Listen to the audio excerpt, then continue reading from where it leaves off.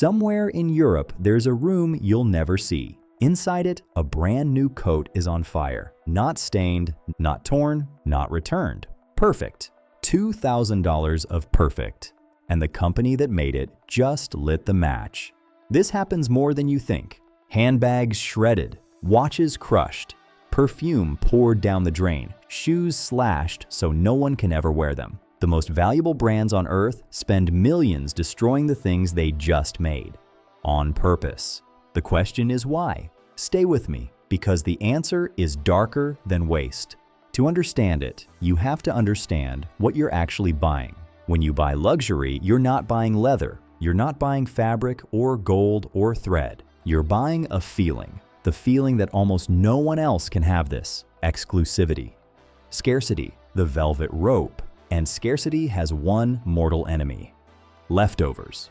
Because the moment a $3,000 jacket lands in a discount bin, the spell breaks. Suddenly, it isn't exclusive, it's just expensive. So brands face a brutal little choice with unsold stock. Discount it and cheapen the name forever, or make it disappear.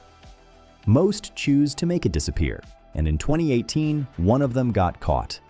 The brand was Burberry. The number was 28 million pounds. In a single year, Burberry destroyed 28 million pounds of coats, bags, and perfume. Written down in their own annual report. Burned. The internet exploded. And here's the detail that made it uglier. They didn't do it out of carelessness. They did it to protect the name. Critics said it also quietly protected the books. Waste turned into a strategy. Burberry promised to stop. But burning was only ever the clumsy version, the crude method, because the smartest brands had already found something colder, a way to destroy value without a single flame. And you've probably walked right past it.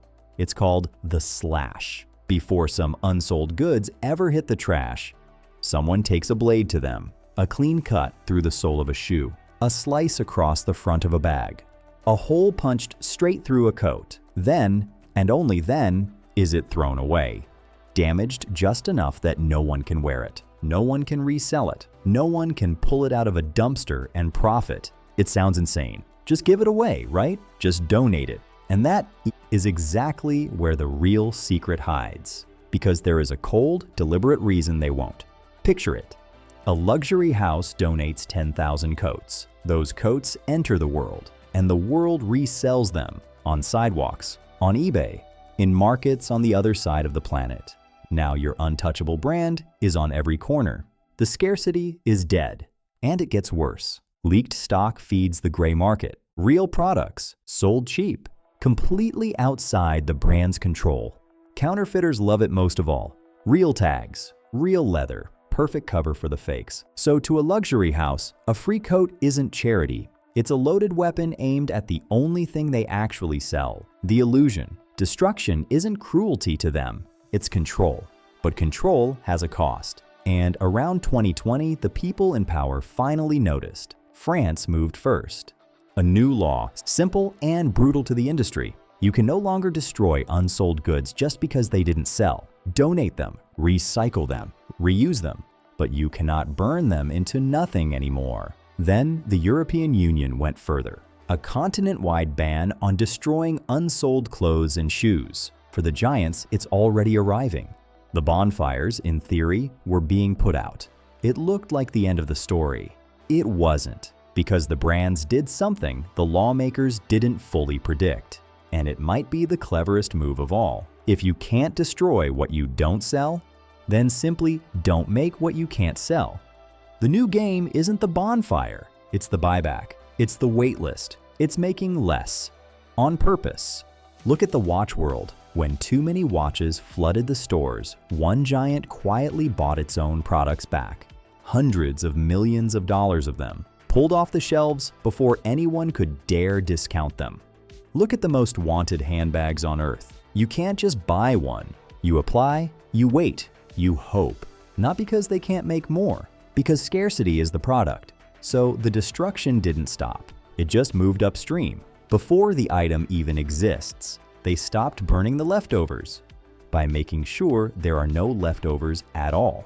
And if this feels like some modern trick, it isn't. The blueprint is almost a century old. Think about diamonds. For decades, they weren't rare because the earth ran dry. They were rare because someone sat on the supply. Locked vaults, a controlled trickle, never a flood. Same trick, different stone. Choke the supply and desire does the rest. Luxury fashion just borrowed the plan. Keep it scarce, keep it hungry, keep the door mostly closed, and if a few too many slip through, you already know what happens to them.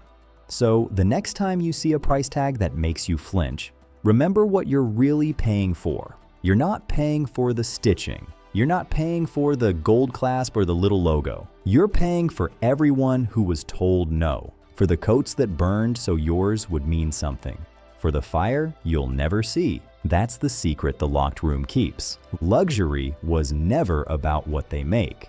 It's about what they're willing to destroy. And somewhere, right now, a perfect brand new thing is turning to ash. So that one day, you'll want it badly enough to pay.